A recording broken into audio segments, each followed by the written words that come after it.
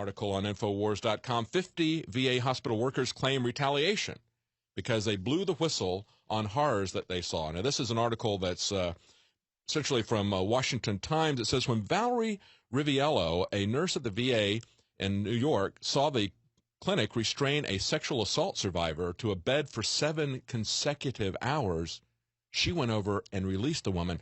The next day, she was removed from her post as a senior nurse manager and given a full-time desk job that kept her from having any contact with patients. She was eventually reprimanded, is facing a 30-day unpaid suspension for releasing the woman. Now she is one of more than 50 whistleblowers who say that the VA retaliated against them for trying to do their jobs. She said, the nurses are afraid to complain or report anything. They have 100 things that they've noticed, but they've seen what is happening to me, so they're afraid to report anything.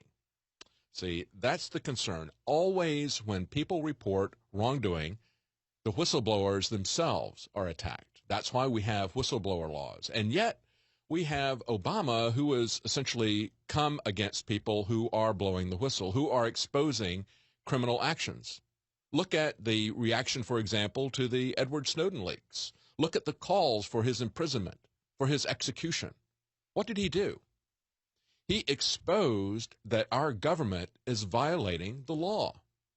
The FISA Act was created in the wake of the House Church Committee hearings. Those were brought by Frank Church. He was concerned that at that time, in the 70s, that the intelligence community was getting out of control, that it was turning internally, as we've now seen it do in spades.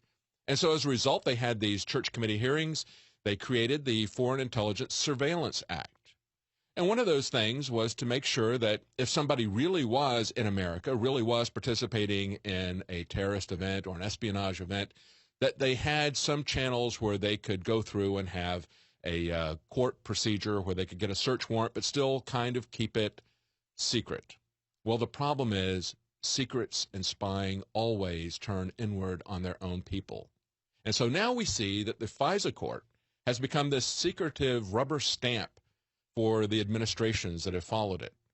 All they have to do is go to this court, and it's not a court at all. It's a single judge. There's no adversarial hearing. There's no jury. There's no lawyer arguing the other side. One lawyer from the administration goes to this FISA judge, which they call a court.